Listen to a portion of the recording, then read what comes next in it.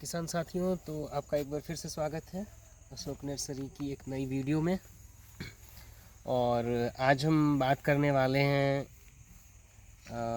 आम पे।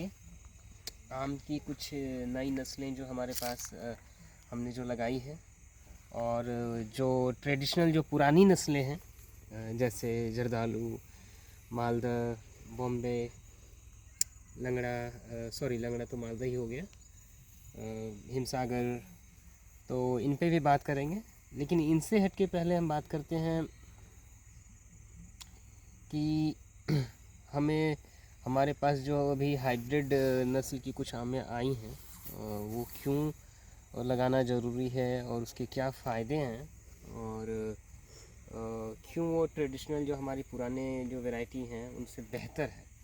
और तो वीडियो में बने रहिए, आगे हम बात करते हैं और आपको दिखाते भी हैं कि अशोक नर्सरी में हमने अपने फार्म में, क्योंकि हमारा ये मेथड है कि पहले हम मदर प्लांट लगाते हैं। किसी भी जो भी पौधे की जो ग्राफ्टिंग होती है, पहले मदर प्लांट हम लगाते हैं और उससे फल लेते हैं, उसके फल को खुद खाते हैं और कस्टमर को भी टेस्ट कराते हैं। इसके बाद जब एक फीडबैक होता है कि हाँ ये ठीक है, इस मिट्टी पे इसका टेस्ट और फलन सब कुछ ठीक है, फिर हम उसकी ग्राफ्टिंग करते हैं और उसे बढ़ाते हैं। तो ये थोड़ा लेट और स्लो प्रोसेस है, लेकिन चूँकि हमें लॉन्ग टर्म में काम करना है तो हम इसी प्रोसेस को फॉलो करते हैं, और यही प्रोसेस भी होना चाहिए।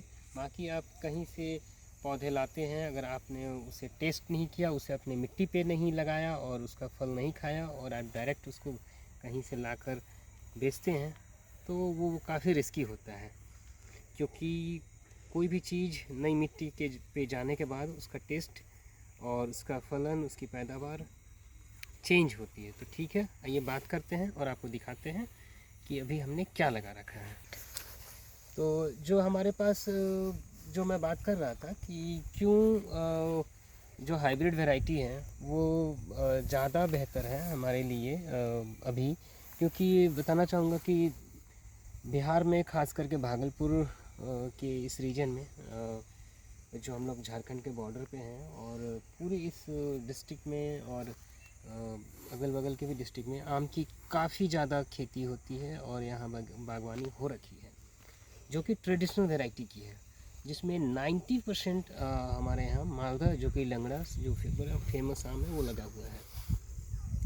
होता क्या है कि अब बहुत, और यहाँ से जो आम जो है वो बाहर जाता है अदर सिटीज़ जैसे कि जमशेदपुर, पटना, कोलकाता, और जो आम का पकने का जो समय है वो जून में मोस्टली होता है, या last first week of July, या आप मान सकते हैं पूरा जून।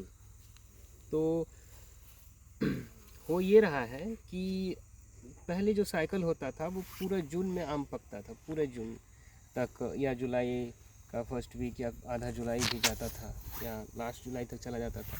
बट जब से कलतार वगैरह का यूज हुआ है, या जो हार्मोन होता है फल को लाने के लिए, चूँकि आपको पता होगा कि आम एक साल आता है, दूसरे साल कम आता है मालदा, मोस्टली आम के साथ यही है। लेकिन जब से हार्मोन का यूज हो रहा है, जो कलतार नाम की सिजेंटा कंपनी बनाती है, तो अब आम का जो पकने का साइकिल वो कम हो गया है। पहले जो 1 महीने में पकता था वो 15 दिन में ही जल्दी से पक जाता है, जिस कारण से सारा आम जल्दी टूटने लगता है और मार्केट में जाने लगता है, और इस कारण से रेट जो है आम का वो काफ़ी कम हो गया है। इस बार भी आम कुछ टाइम के लिए बहुत रेट कम हो गया, कोई आम को मतलब लेने वाला ऐसा हो गया था कि क्योंकि आम एक ही बार ज़्यादा पकने लगा और सारा टूटने लगा। तो बहुत अब इतनी सारी जो आम मार्केट में चले एक ही साथ जाते हैं, तो आम का रेट नहीं मिल पाता। तो इसलिए हमने डिसाइड किया, अब हमें ऐसा लग रहा है और ये ऐसा हो भी रहा है, तो सरकारी संस्थान जैसे CISH या ICAR, IRI, पूसा, तो इन संस्थानों ने काफ़ी रिसर्च करके अब ये लेट वेराइटी पे जा रहे हैं, और ऐसे कुछ किस्म निकाल रहे हैं जो कि लेट से पके, जो कि आपको जुलाई एंड अगस्त या सितंबर इनफैक्ट अक्टूबर तक जाए।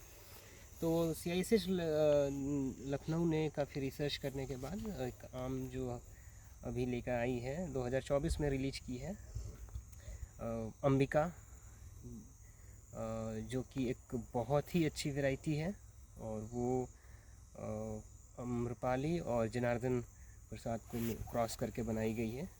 ये करीब 300 से 400 ग्राम का होगा, ऑलमोस्ट येलो और पीला और लाल कलर का। अंदर से इसका जो गूदा होगा वो पीला और कुछ फाइबर की मात्रा होगी इसमें।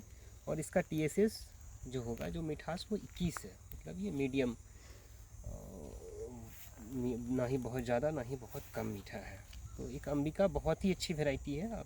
अब तक की जो भी हमारी सरकारी संस्थानों ने निकाला है उसमें अंबिका सबसे टॉप पे है। तो इसकी सबसे बड़ी विशेषता है कि आप इसे अगस्त तक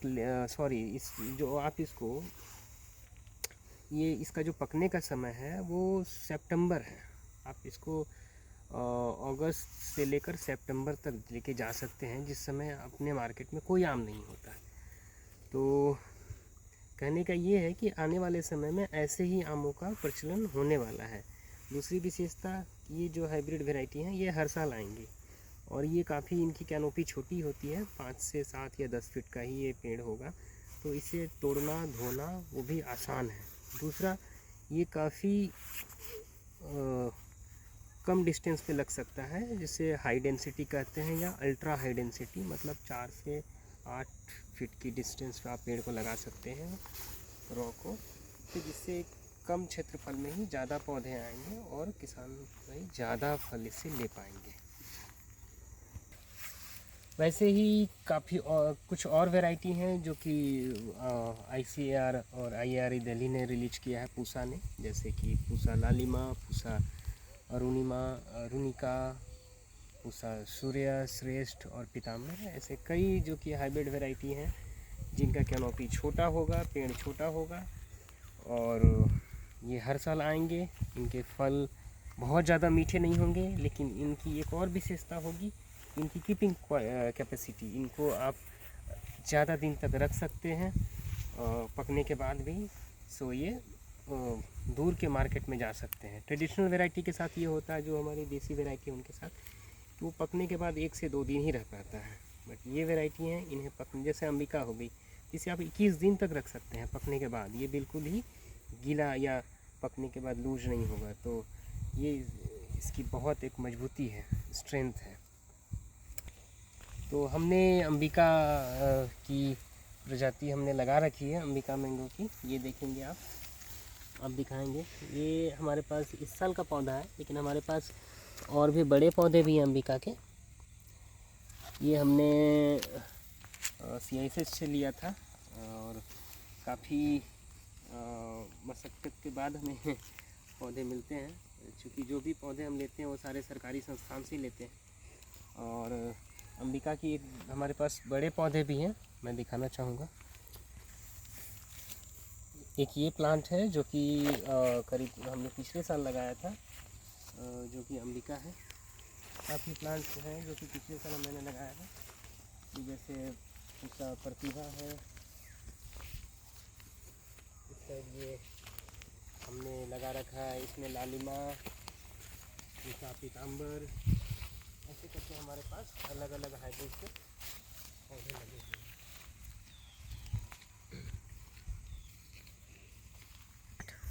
किसान साथियों, एक और बात मैं ऐड करना चाहूँगी। काफ़ी लोग बात करते हैं एक नई आम जो आई है मियाजाकी, बेसिकली तो बता दूँ, मियाजाकी एक शहर है जापान में और काफ़ी पहले 1800 ईस्वी में ही वो वहाँ पे ये